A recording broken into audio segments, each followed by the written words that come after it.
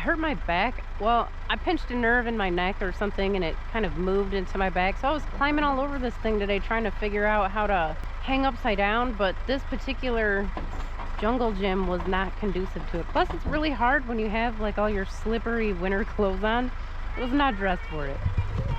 Like the bars on this thing are really narrow and I couldn't fit through them with all of my stuff. All right, one more trick. I tried every which way. The other ones in the other park, I can definitely do it, but there were a bunch of people there, so I kind of wussed out.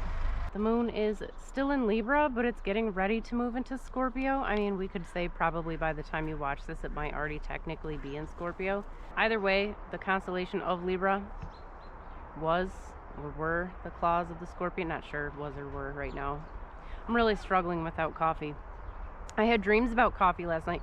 Not just regular coffee, but gas station coffee. I dreamt I was driving on this road for a really, really long time, and I was getting so tired and I just needed coffee, and I was trying to find a gas station. Like, do you understand the gravity of how bad that is if I'm dreaming about terrible, awful gas station coffee? That's a serious situation. I watched somebody's YouTube video yesterday. I forget who it was. He was saying he gave up coffee for like 6 months, then he didn't go back, but he said the first couple of months, I think it was the first month in particular, he didn't have any energy and he felt really weird, and that explains some things. I thought maybe I just was way over my carbs here, but now I'm starting to wonder if it's just some part of coffee withdrawal. I'm hallucinating too. I keep looking straight and I'll see people standing on the sides of me, and I'll turn and there's definitely nobody there.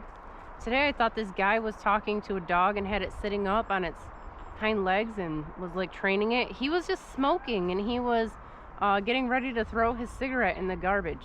So I don't know if that's a thing other people have experienced, but not sure about that. I hope that goes away soon. Let's see, I wrote everything on my hand. What's going on today? Jupiter is sextiled the Sun, Saturn, and Mercury, because those three are all bunched up together. We're still, I mean, they're still pretty tightly conjunct in Aquarius, so that favors everybody career-wise, health-wise, if you're putting the work in, obviously, especially if you do anything with the arts or any type of media, communications, networking, anything in like the sciences and the more refined Aquarian type of fields, as I'm sure by now you are well aware of and familiar with, because I just beat the dead horse every single time I make one of these videos.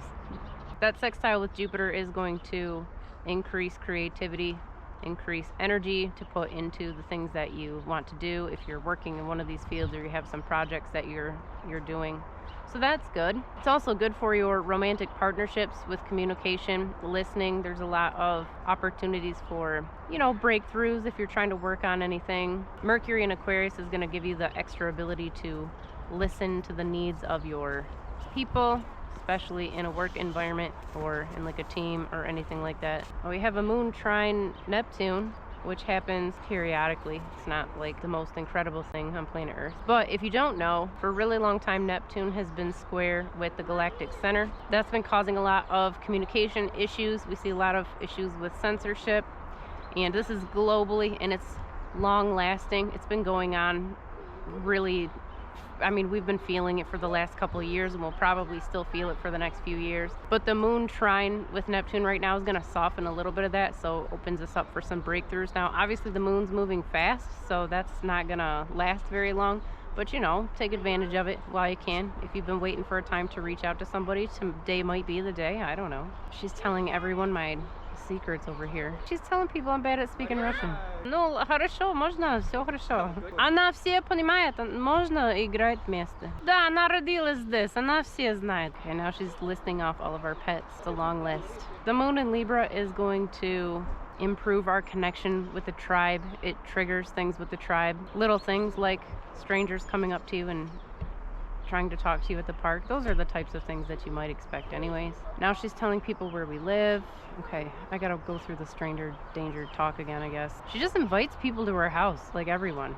Like people that say hello to her on the street. She'll be like, come to our house. Well, anyways, we're getting into the moon close to Scorpio, and that's just gonna make things more creative and emotional and a little bit more fun, more adventure. So that's good. And if you're not getting that, obviously you know, this is a very, very general forecast. It has to be, because we don't know, or at least I don't know right at the second, what your chart looks like. So you gotta factor that stuff in. All right, that's probably good for now. Let me know how this Libra moon is affecting you, and if any of these other things are affecting you, how that's happening, and if you have any tips for how to not dream and think about coffee all day like a legitimate drug addict, like, let me know, because I will take all of the help that I can get. Wow, that was incredible. Oh, that was a practice one? Okay. You should delete that. I will. I'll delete it.